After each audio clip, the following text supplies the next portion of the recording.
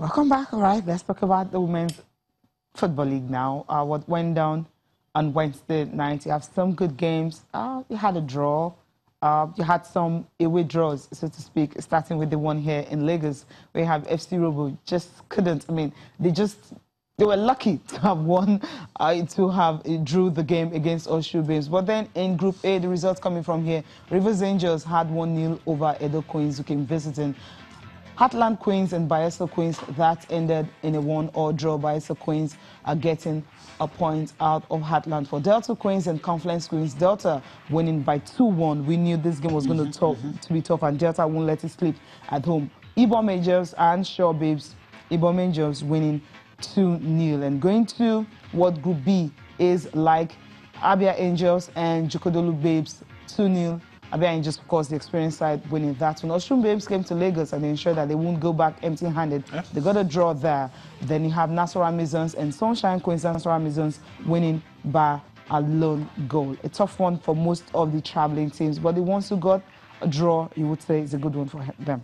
Yeah, I mean, not get beaten away from home, especially in the context of Nigerian football, is great. You saw this game and you were there. I'm always impressed with FC Robo, not necessarily because of their game, but because of the way they've been able to galvanize support. I mean, you have guides talking about women's football. That's a bit strange and interesting. Again, they've been able to use social media, and that's why, irrespective of what happens to FC Robo, a lot of people are interested in the way they've been able to stimulate interest. And I hope that they continue to do well so that the interest will not die down. But I must give them kudos for everything they are doing around the game.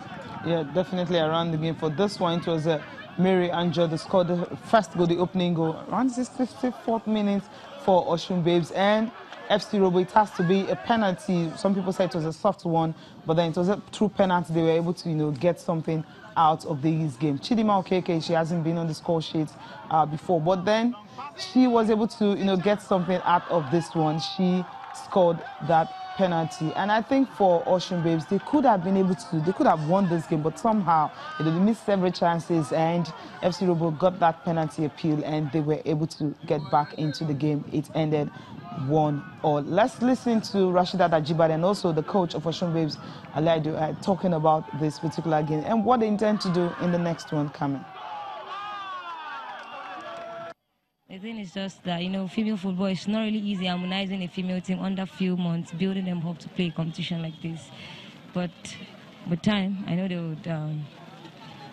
would get into the game. Satisfied with your own performance?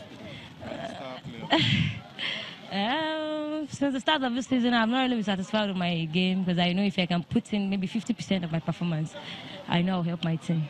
We had the plan that we have to pick the whole 3 points, but at times things didn't go the way you plan. But at least you get something out of it. So it's a positive. Then we have to say morale booster for us against the next match. We have to make some tactical changes, some tactical play. When you look at the opponent from different angle, you know the next thing to do. Then how do you approach the game from the best of the V2 so that you're able to get what you want on time? Okay, that's the way it is. Getting this one, I think that's more confidence. But then next is going to be at home to see what it can do to get all 3 points in that one. Now, still on reactions coming from this game, you have a 15-year-old. She was actually part of the Folk Flamingos team, the under-17, who just couldn't fly. And I'm talking about Oyene Zide Esther. Now, she played this game. She was really a bit awesome and all that, but she wasn't really getting most of the balls, and she wasn't happy with some of the calls that she got. That's her right there, talking about Esther. This call she wasn't happy about because she wasn't on the score sheet. She has scored for FC Robo this season. She joined them this season also.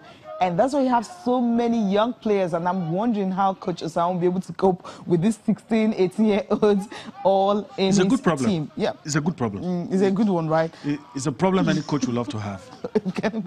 Well, you have these youngsters who's trying to get into the game. Another player also spoke to after the game is also the goal scorer for FC Robo, talking about Chidima Okay, how they intend to improve on their game and see what they can do to actually help their team, get the best out of everything. These are the chances I was talking about, what they miss. If they've been able to convert some of those ones, maybe they would have been able to, be on the score sheet before that penalty, came on where Chidima had to convert it. And of course, apparently the players weren't happy about it. The foul was committed. It was Monday Gift, who had to be on the ground, rolling on the ground. But when she finally got up and all that, so Chidima had to take that penalty. And, well, that's how they got back into the game. If not, it wouldn't have been nice for them. Not really nice, man.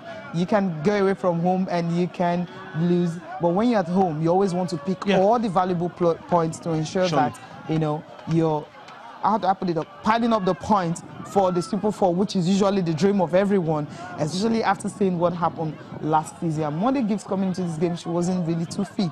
And right now with this particular injury, well, she continued playing anyway, so it seems that it wasn't really that serious. That's Chidima right there, converting that penalty to put the girls back into the game. But that was all they could do on the day. They just couldn't, get another one on the score sheet. You saw Rashida Ajiba talking about if she had, maybe put in 50% more, they could have won the game, but that wasn't to be.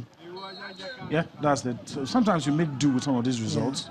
It could be a catalyst, It could be something that will spur you on and make you do well in other encounters. Even though a draw at home is always like it's like sour oranges. The goalkeeper was. She was really furious about that one. Okay, let's take reactions from both of these players we talked about. The penalty, I know that I can score the goal, but I've not scored for this season and last season. So I said to myself that this goal I must score it. So I hit the ball very well and I scored it. This season I know that I'll be highest goal scorer. I've told myself that I'll be highest goal scorer. Last season I was at my peak, but I was playing well, so I had a slight injury, so I was not in the game throughout. But this season, I said to myself I'm going to work towards it, so I'm okay now. As in the wingers, they're not doing the right thing as of now, but it's just that we have small children in our midst, so they have not grown to that extent that they have not been into the game and into this league. But we as the midfielder and the strikers were at least helping them. Like that Esther, the other girl that scored last goal, she's trying to come up. She's not into this league as of now, but now she's trying to come up. Monday had the injury, that's why she's not into the game. We are supposed to win this game all true, but they're not better than us at all. Perspective, they're not better than us. We have the defense, everything is good, just that we are not using our chances. Well, that's it. Or work towards it. They didn't give me the ball to the leg, so that I was angry. They didn't just give me the ball on here, so I can't contest with the ones that are taller than me. So I need the ball to the leg, so I can be able to do some kind of things. But they didn't give me, so I need the ball to the leg, but they didn't give me. I want to help them to qualify to Super 4.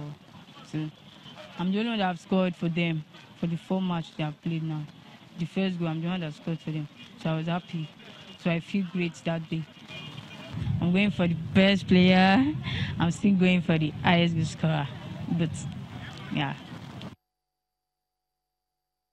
Yeah, she's got big dreams. Let's see if those dreams will be achieved. Talking about Oyenezide Esther. Chidima, of course, okay. She's also going for the highest goal scorer. These two girls can really score more goals for FC Robo. And Rashida Tajibade also adding her own. And Monday Gift, when she's fully fit, also adding hers.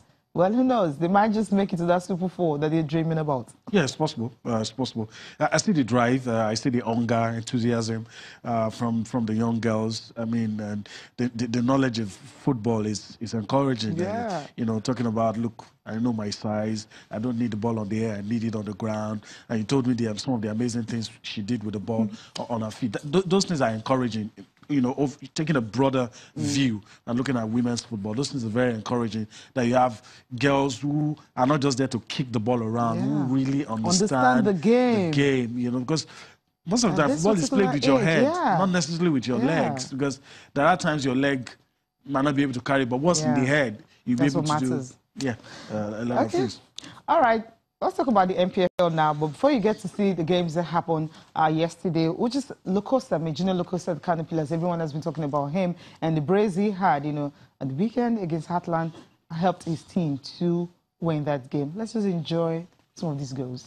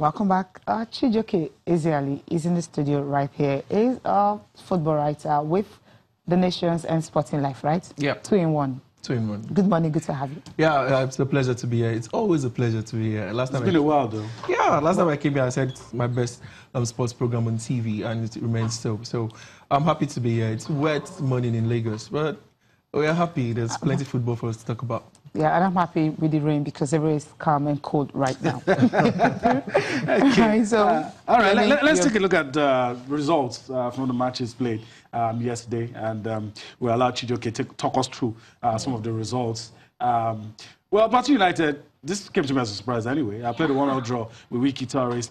Kano Pillars, Rabi Ali, rolling back the years, 1-0 over Aqua United. And go round. The coach has been told that, you know, what's that word we always use in the professional league?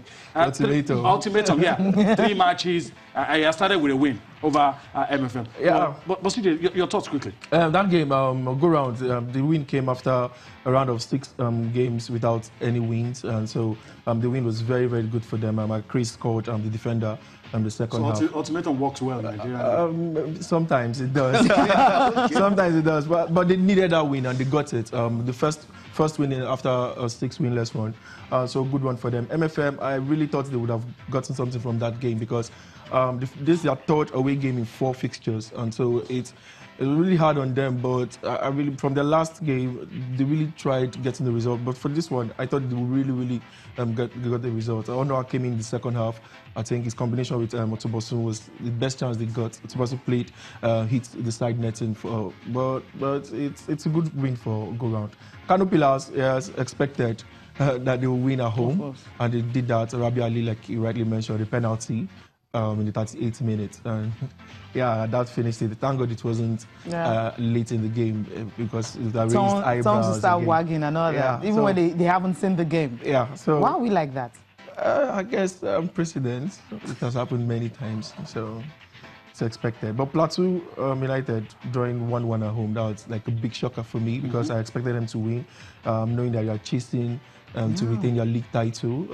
Though they have 2 games outstanding, and if they win the 2 games, they will be a point above. A lot of teams have outstanding as well. Yeah, but theirs is 2. Others have 1. Some have. Okay, Aqua have 2. Eimba also have 2. Yeah.